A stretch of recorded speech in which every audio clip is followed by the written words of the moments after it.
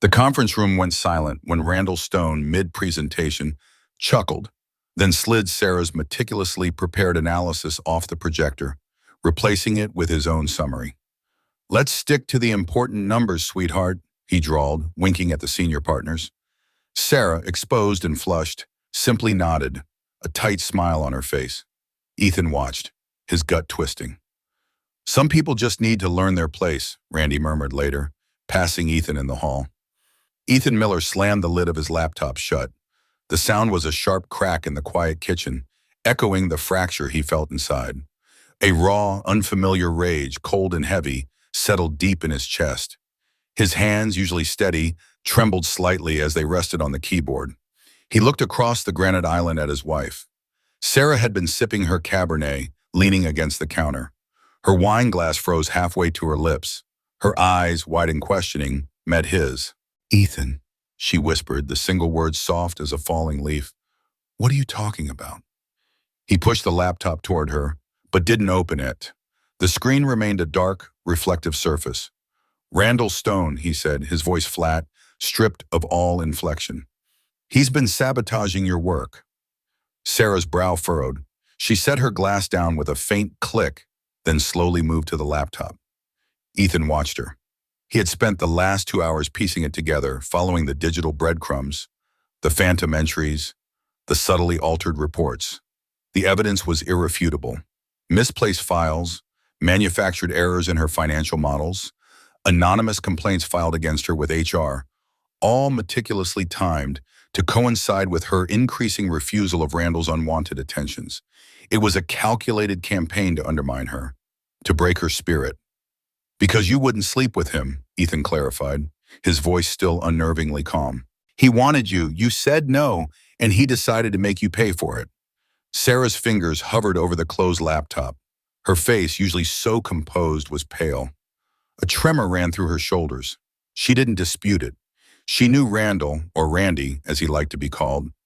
She had felt his eyes on her, sensed the predatory shift in his manner. "I'm going to destroy him," Ethan stated, the words emerging from him as if carved from ice. The quiet certainty of his voice was unsettling. Even to himself, he meant it. Every fiber of his being was committed to it. Sarah finally opened the laptop. The screen glowed, illuminating her face with its harsh light. She scrolled through the documents, her eyes scanning the lines of code and the dates of the false complaints.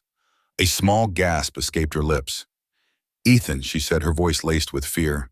"You can't. He's connected. Midwest Capital Holdings isn't just some small firm. Randy has friends on the board. He has pull." Ethan tapped the screen with a single finger. "And I have this. Evidence." She looked up at him, her eyes searching his. "I know, it's overwhelming. But in the finance world, they protect their own. They'll bury this. They'll spin it. They'll make it look like you're trying to discredit him, or worse, that I'm disgruntled." He leaned forward, his gaze steady. "Do you trust me?" Sarah didn't hesitate. "With my life," she said, her voice a solid, unwavering line. It was a silent pact forged in the shared space of their quiet kitchen. "Then trust me with this," Ethan said, a sliver of resolve hardening his features. "I have a plan." 3 months earlier, Randall Stone had walked into Midwest Capital like he owned the place. Sarah had come home that first day, kicking off her heels, a thoughtful expression on her face. "He's brilliant," she had said, pulling a glass from the cupboard. "But there's something off about him, a slickness." Over the next few weeks, she would share snippets. His comments that brushed too close to inappropriate, how he'd call her sweetheart when asking for portfolio numbers, as if she were a waitress taking his order. "Welcome to Wall Street, I guess," she had sighed, shrugging it off with a weary resignation that spoke volumes. The city had a way of wearing down boundaries, of blurring lines between professional and personal. But Randy's true nature had emerged within weeks. Lingering looks that followed her across the trading floor, closed-door meetings he'd insist on having, just the two of them, to discuss strategy. Sarah had started coming home late, a flush of anger on her cheeks that had nothing to do with the day's market fluctuations. "He asked me to dinner tonight," she had announced one evening, dropping her briefcase with a thud. She kicked it under the coat rack. "Said it would be a mutually beneficial arrangement." Ethan had felt a cold prickle of unease then. He knew what mutually beneficial meant in that context. He watched her as she recounted the conversation, her voice tight with suppressed fury. I reminded him I was married, she said, her hands gripping the edge of the kitchen counter. Told him I was happily married. What did he say? Ethan asked, his voice low. She met his gaze, her expression a mix of indignation and fear. He just smiled, said, We'll see. Ethan had pulled her into his arms then, holding her close, a silent fear stirring deep within him. It was a fear that now, 3 months later, had finally found its terrible form. Ethan lay awake. The house was quiet, save for the rhythmic hum of the refrigerator. Sarah slept beside him, her breathing even and shallow. He listened to it, the familiar sound offering no comfort against the gnawing certainty that had taken root in his gut. Randall's casual "we'll see" echoed in his mind. It wasn't just a threat, it was a promise something bad was coming. He could feel it in the air, thick and heavy like a Midwest summer storm. The retaliation began subtly, as these things often do. Sarah came home from work each day a little more guarded, a little less buoyant. Her innovative ideas, once met with nods and discussion, were now received with folded arms and dismissive skepticism during team meetings. She'd recount the scenarios over dinner, trying to pinpoint the shift, the exact moment the tide had turned. Then, the Walters account, a major client she had cultivated for years, was abruptly reassigned. Performance issues, her director, Frank Olson, had muttered, avoiding her gaze. Sarah had simply stared at her desk, the words hanging in the air like a stale office smell. Her performance review came a week later, a document filled with unexpected criticisms. Vague comments about lack of focus and teamwork challenges peppered the evaluation, contradicting her past stellar records. She described it to Ethan over a bowl of untouched pasta, pushing a noodle around her plate with a fork. Frank Olson even asked if everything was okay at home, she said, her voice thin, a tremor in her hands. Like I was losing my mind, not just my patience. The insinuation bothered Ethan more than the professional slights. It was an invasion, a quiet judgment on their shared life. Then came the discovery. Sarah found basic calculation errors in her latest quarterly reports, figures that skewed the results negatively, figures she knew with absolute certainty had not been there when she submitted them. Her meticulous nature bordered on obsession. She double-checked every number before hitting send. Max forwarded them to him, she told Ethan one night, referring to Randall. He changed them, then sent them through Max, who just assumed they were correct. The implication was clear. Randall was not just observing, he was actively manipulating her work. The sabotage escalated, growing bolder and more frequent.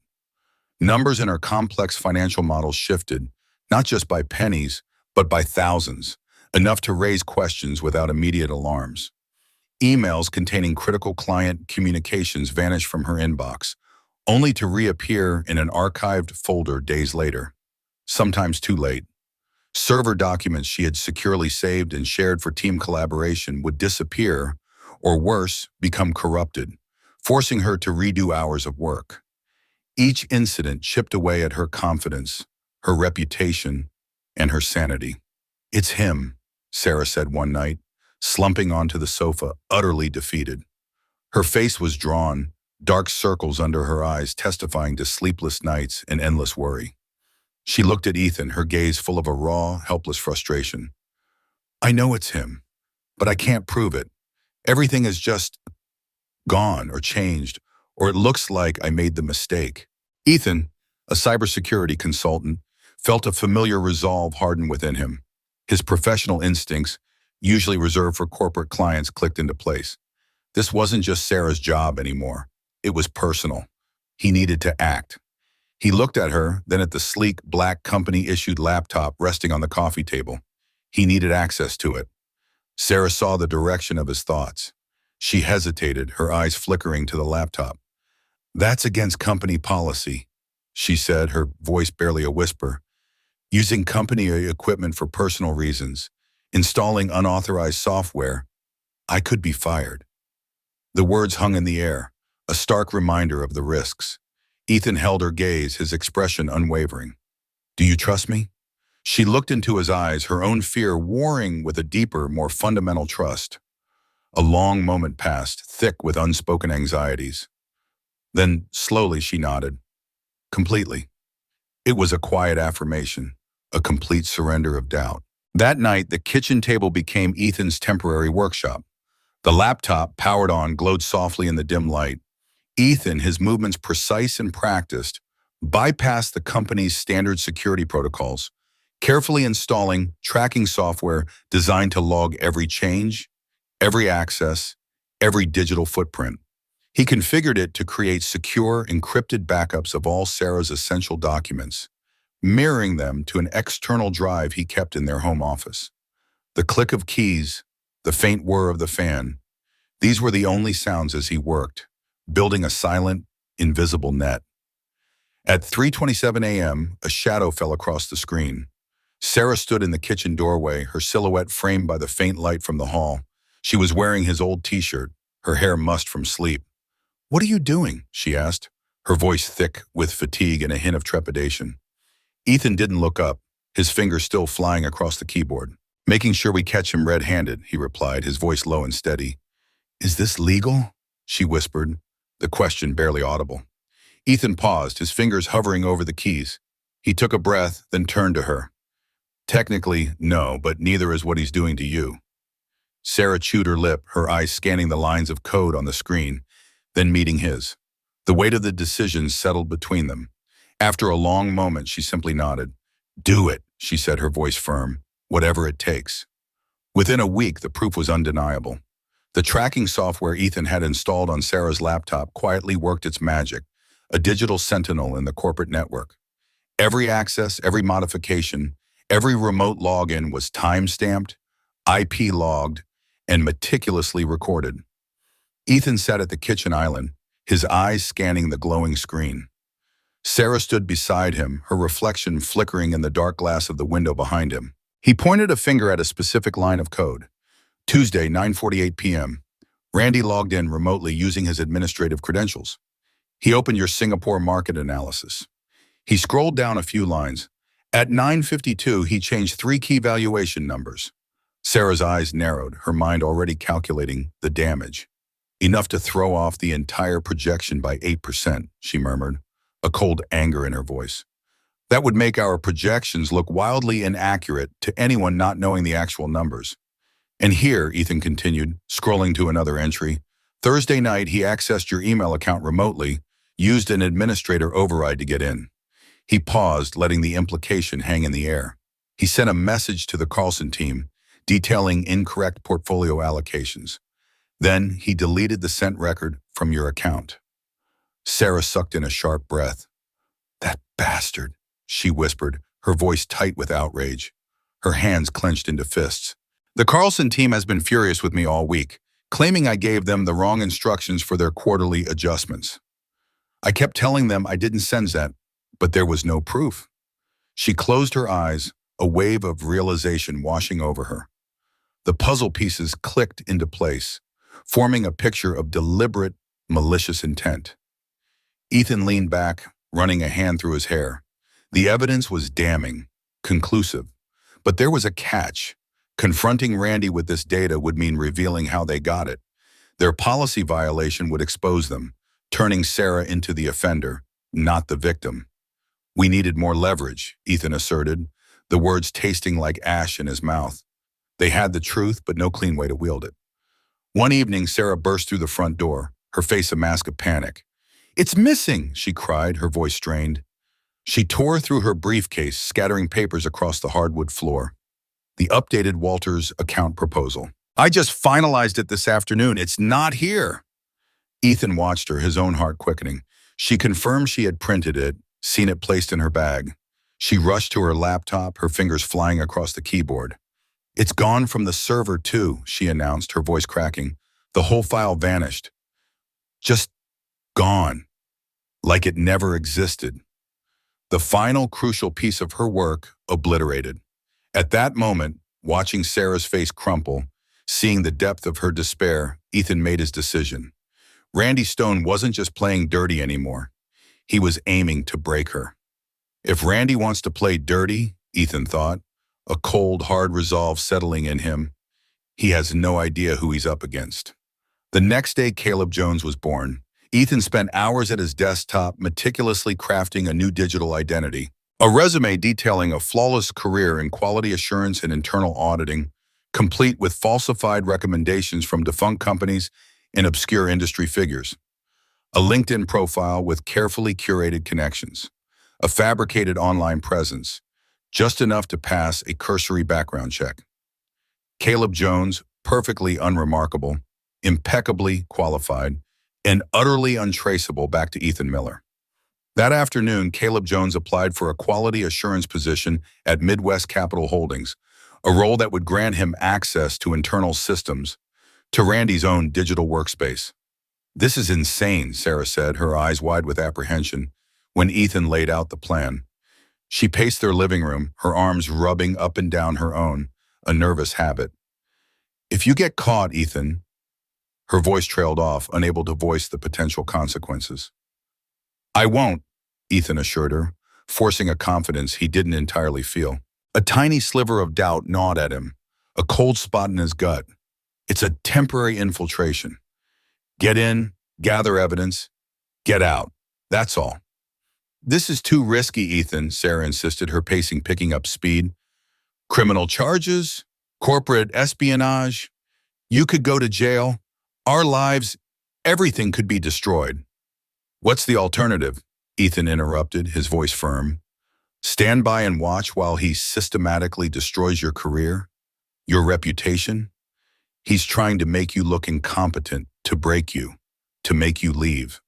Sarah fell silent, her pacing slowing until she stopped, staring out the window at the quiet suburban street. After a long moment, she whispered, "Just be careful, Ethan. I couldn't bear it if anything happened to you." Ethan walked to her, pulling her into a tight hug. He held her close, inhaling the familiar scent of her hair. "Nothing's going to happen," he murmured against her temple. "I do this kind of security testing all the time." Sarah pulled back slightly, looking up at him, her eyes serious. "This isn't a test, Ethan," she warned. "Randy Stone is dangerous." "So am I," Ethan murmured, his voice low and resolute, "when someone threatens what I love." 2 weeks later, the email landed in Caleb Jones's inbox. An offer from Midwest Capital Holdings. Entry-level quality assurance, modest salary. Perfect. It was exactly what Ethan had engineered. A foot in the door, a low-profile position that wouldn't raise too many eyebrows, but still offered sufficient access. Ethan's first day as Caleb Jones was surreal. The corporate environment was familiar enough. The drone of keyboards, the hushed conversations, the smell of stale coffee and ambition. But his role, his very presence, felt like a masquerade. He wore a crisp, unfamiliar shirt and a tie he'd bought specifically for Caleb. He walked the polished halls, observing the subtle pecking order, the unspoken rules. He saw Sarah in the distance, busy at her desk, and felt a pang of something he couldn't quite name, a mix of protectiveness in the strange detachment of his new persona. He kept his head down, performed his QA duties with an almost robotic efficiency. He made himself useful but utterly unremarkable, a cog in the machine that nobody paid much attention to.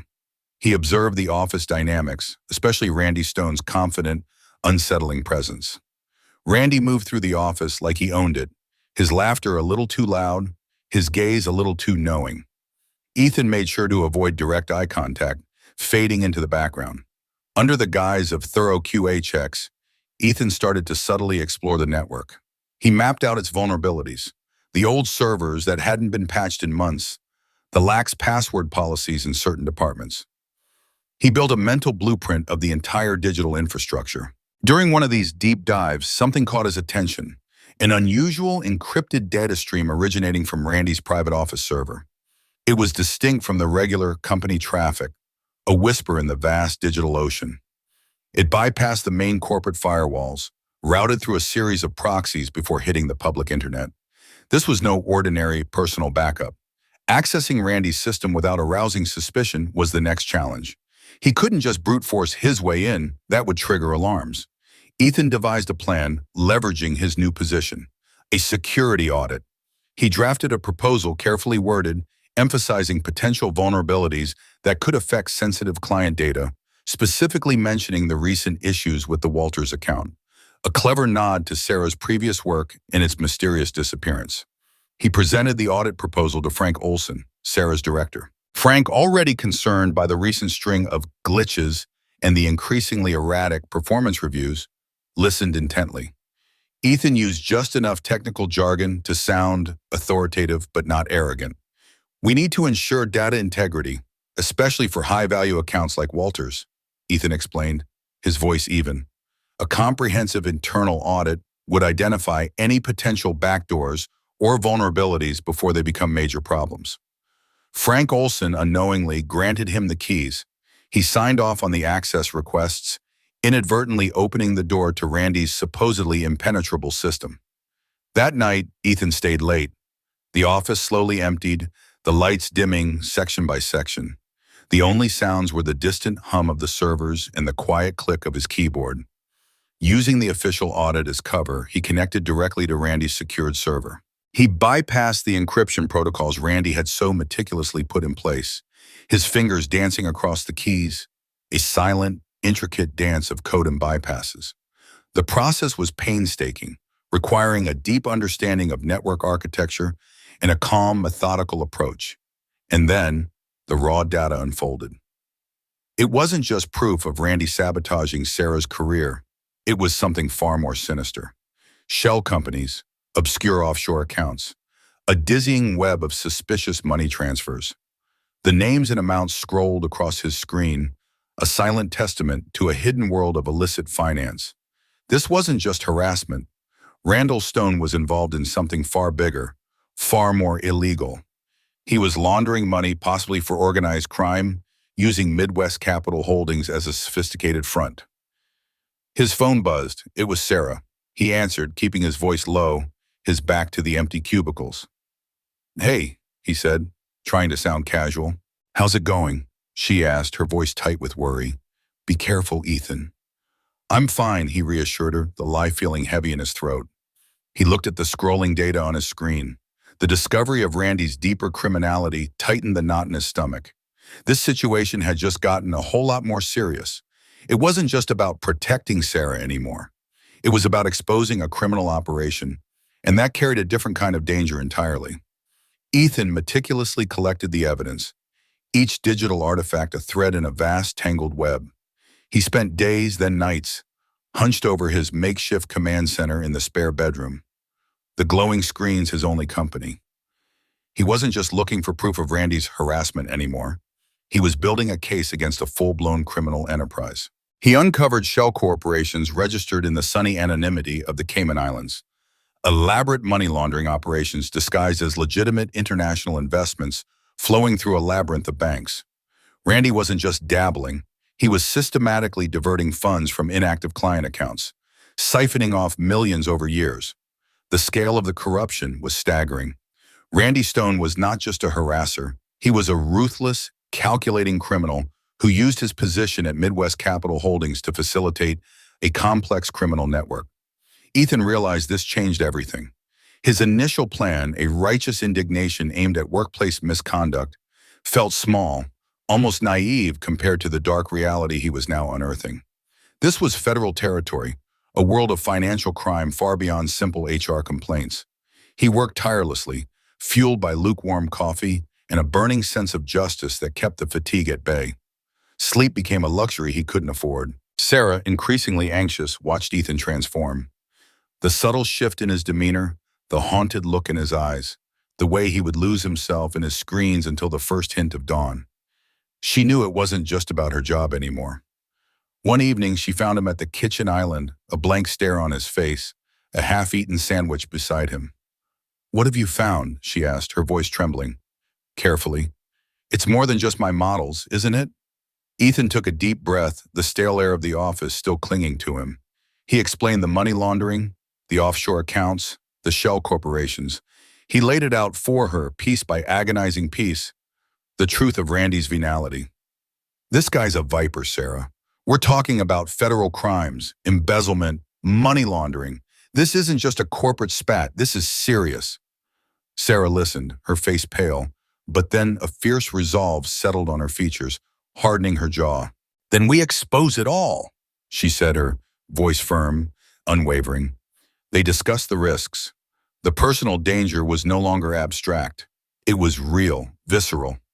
Randy wasn't just an office bully. He was a man who had stolen millions and wouldn't hesitate to protect his empire. "He won't just fire you, Sarah," Ethan warned. "He could make things disappear. Us, make it look like an accident." The thought hung heavy between them, unspoken but understood. Ethan developed a contingency plan, a digital failsafe. He created multiple encrypted copies of all the evidence, carefully stored in secure cloud-based dead drops. If anything happened to him, if he disappeared, those files would automatically be released to federal authorities, anonymous and untraceable. He also planted a final, undetectable backdoor into Randy's primary server, a remote kill switch that could wipe Randy's illegal data with a single command should they need to destroy his ill-gotten gains. The trap was set. Ethan knew the time had come to confront Randy Stone. He practiced the conversation in his head, envisioning Randy's reaction, anticipating every move, every denial, every threat. He imagined the cold, arrogant smile, the way Randy would try to turn it back on them. He was ready. The air between Ethan and Sarah was heavy with unspoken fear and a shared, unwavering determination. The quiet Midwestern couple, whose biggest worry had been a mortgage payment and a reliable car, was about to unleash a storm that would shake the foundations of Midwest Capital Holdings. Stick around to the end to see how life's costly choices unfold. Ethan arranged the meeting for 6:30 p.m. after everyone else had cleared out. He sent a curt, anonymous email to Randy Stone, simply stating, "Urgent matter concerning proprietary data. Conference room B after hours."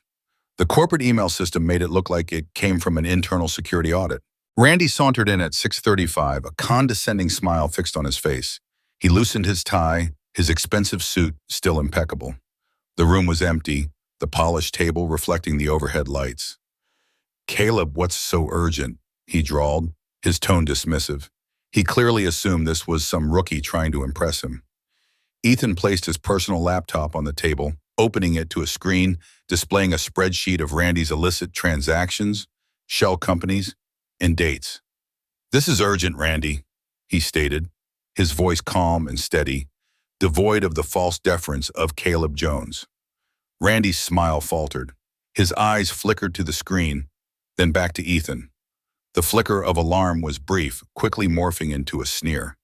"What is this? Some kind of blackmail?" he demanded, his voice dropping, a predatory edge surfacing. Ethan ignored the question.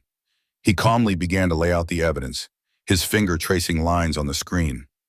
"Here, Cayman Islands, Horizon Holdings, established 3 years ago, used to filter funds from inactive client accounts. Here are the specific dates, the amounts. These aren't just one-off transfers. This is a pattern. Millions. And here," he pointed to another section, "the wire transfers routed through a series of offshore banks designed to obscure the source. A classic money laundering setup." He explained it all, dryly, factually, like a prosecutor presenting a case. Randy's face went pale. The color drained from his cheeks, leaving a sickly gray. His usual composure, his arrogant veneer, visibly cracked.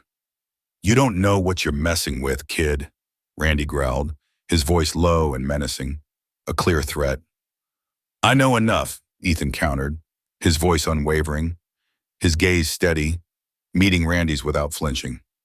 "And I know who you really are." Randy lunged across the table. His hand shot out, aiming to smash the laptop. Ethan, anticipating the move, pulled the laptop away just in time. The impact of Randy's hand slammed onto the polished table, making a sharp crack that echoed in the silent room. "It's too late," Ethan stated, his voice cutting through the tension. "Copies of all this, and more, are already sent to a secure off-site server. They're encrypted, untraceable, and another set will automatically go to the FBI if anything happens to me or Sarah." He watched Randy's eyes, seeing the desperation, the realization dawning. Randy, cornered and desperate, dropped all pretense. "You'll regret this," he snarled, his eyes burning with rage. "I'll make sure you disappear. You and your little wife. You think you're smart. I have people. People who make problems go away. Ethan held his gaze, unyielding. I've already backed up everything, he said, his voice flat. And, he added, hitting a key on his laptop, initiating the remote kill switch, I've remotely wiped the originals from your systems. All of it. Gone. Randy's eyes widened. He frantically pulled out his phone, his fingers flying, trying to access his own server. He typed, refreshed, typed again. His face contorted as he saw nothing but empty directories, corrupted files, and blank screens where his empire of illicit data once stood. The look of utter defeat and disbelief that washed over Randy's face was grimly satisfying. A small victory in a battle that had felt impossibly large. Suddenly, the conference room door opened. Two FBI agents, their suits dark and their expressions stern, stepped in. Behind them, his face pale and somber, stood Frank Olson, Randy's director. He avoided eye contact with everyone. Randall Stone, you're under arrest, one agent stated, his voice clear and authoritative, breaking the silence like a gunshot, for aggravated identity theft, wire fraud, and money laundering. Randy stared at them, then back at Ethan, his face a mask of disbelief and pure, impotent rage. He tried to speak, but no words came out. The agents moved in, their movements efficient, securing Randy's hands behind his back. He was led away, his empire crumbling in an instant, caught not by a grand operation, but by a quiet man from the Midwest, driven by a fierce protective love. The news of Randall Stone's arrest hit Midwest Capitol Hill, holdings like a meteor. It wasn't just a corporate scandal, it was a detonation that reverberated through the financial world. News channels picked up the story, splashing headlines about a senior executive caught in a web of international money laundering. The initial shock gave way to a frenzy of internal investigations. The FBI probe, fueled by Ethan's meticulously collected evidence, quickly revealed the full, staggering extent of Randy's crimes. Shell companies, offshore accounts, diverted client funds.